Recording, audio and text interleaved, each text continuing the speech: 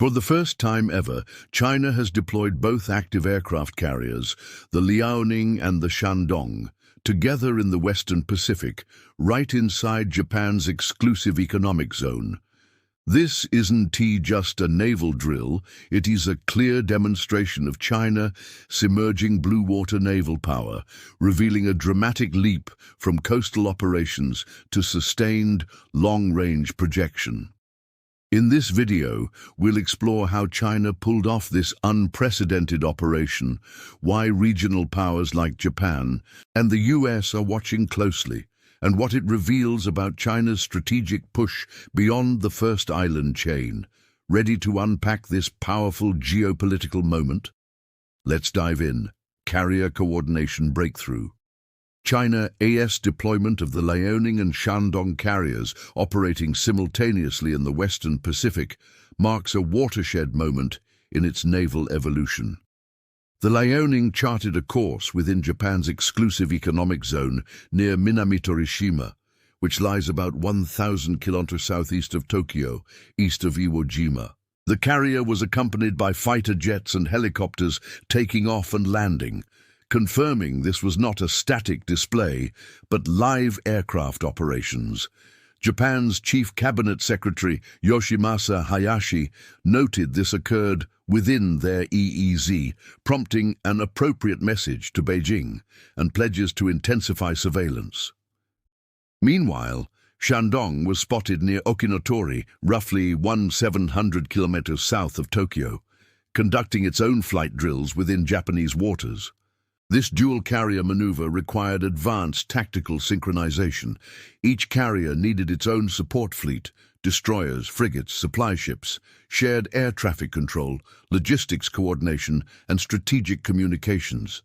Japan's defense ministry logged the Liaoning with 2 destroyers and other escorts, while Shandong similarly led a coordinated flotilla. Analysts say this proves China can now coordinate carrier battle groups on a scale previously seen only in US and allied navies. This reflects a major shift in carrier doctrine, from training exercises near home waters to genuine projection of force into contested international zones. According to a recent WSJ analysis, the Shandong and Liaoning deployed over the weekend, each conducting complex carrier operations far from China, signaling a significant modernization of maritime capabilities.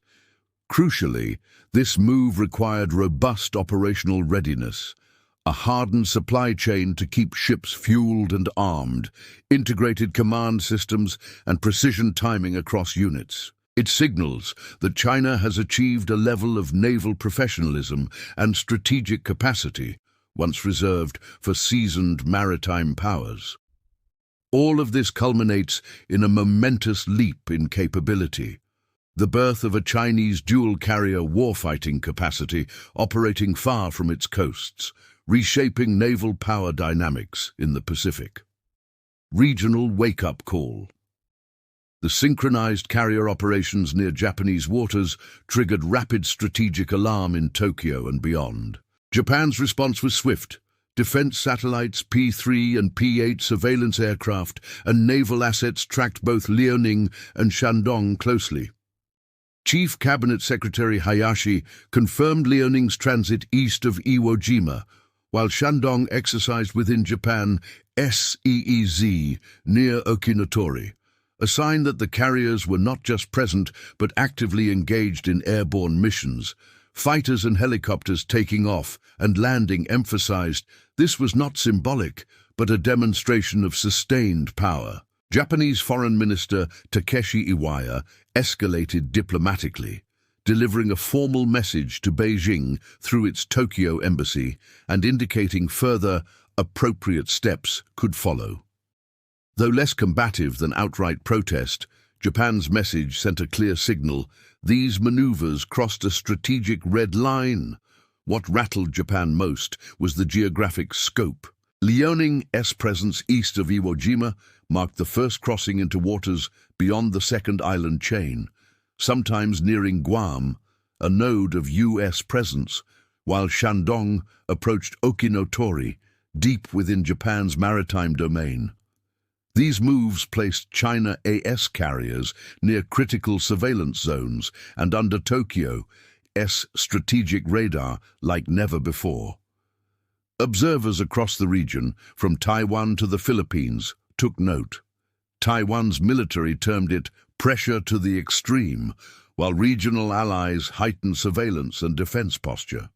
U.S. defense analysts described China's expanded carrier reach as modest but growing, underscoring an emerging pattern of assertiveness.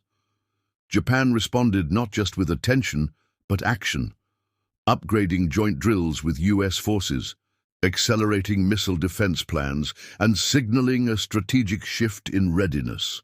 Meanwhile, Tokyo also re-evaluates diplomacy, measuring signals to Beijing while ensuring regional alliances strengthen. In a broader strategic sense, China's dual-carrier operations underscore a new reality. The first island chain, designed as the U.S.-led Asian naval buffer, is now a zone under Chinese operational reach. By positioning carriers within EEZs, China may normalize its presence, ratcheting up regional tension and forcing policy re-evaluations across capitals. Strategic implications. China's carrier operations mark not just a moment, but a tipping point in global naval strategy. By choosing to launch two carriers simultaneously into contested maritime zones, Beijing sends a message. It's ready to contest U.S. dominance beyond regional waters. Liaoning's transit east of Iwo Jima and Shandong exercises near Okinotori push China's influence into zones once seen as uncontested U.S.-led strategic spaces. This is not just a regional footprint, it's a statement of intent. Analysts link this to China's broader military timeline. Known as the Davidson window, U.S. defense officials suggest China is building sufficient force to threaten Taiwan by 2027. These carrier moves are a visible sign that China is fast-tracking the naval capacity to conduct multi-front, high-intensity operations. The trajectory doesn't stop at two carriers. China's third carrier, the Fujian, is undergoing sea trials. It features electromagnetic catapults and integrated propulsion, technologies that will upgrade China to a deeper blue water force. Meanwhile, the Type 004, a nuclear-powered supercarrier, is already under construction, a sign of long-term intent to rival the U.S. carrier fleet. In the near term, the dual operations serve as a strategic rehearsal, testing logistics, command and control, and joint fleet tactics far from home, within reach of U.S. and allied surveillance. It's a demonstration that China can maintain carrier group integration, with air defense, logistics, and electronic warfare working seamlessly. On the regional scale, these developments are reshaping defense postures. Japan plans to boost its defense budget to 2% of GDP, accelerate missile and naval upgrades, and deepen cooperation with the US and India. Pacific nations are re-evaluating maritime alliances, aware that China's expanding footprint, from Coast Guard patrols to carrier presence, is changing regional security dynamics. Globally, analysts argue this is part of a wider transition. China moving from maritime militia dominance in littoral zones to asserting its presence across the first and second island chains. It's a reset of maritime norms. The U.S. Navy, while still dominant, faces a future Pacific where China holds sea denial capability and projection across key contested zones.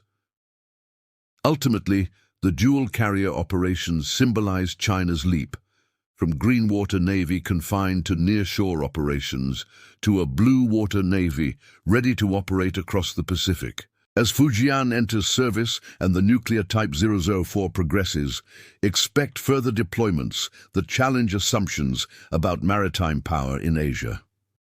China's first dual deployment of the Liaoning and Shandong aircraft carriers marks a bold new chapter in global naval dynamics.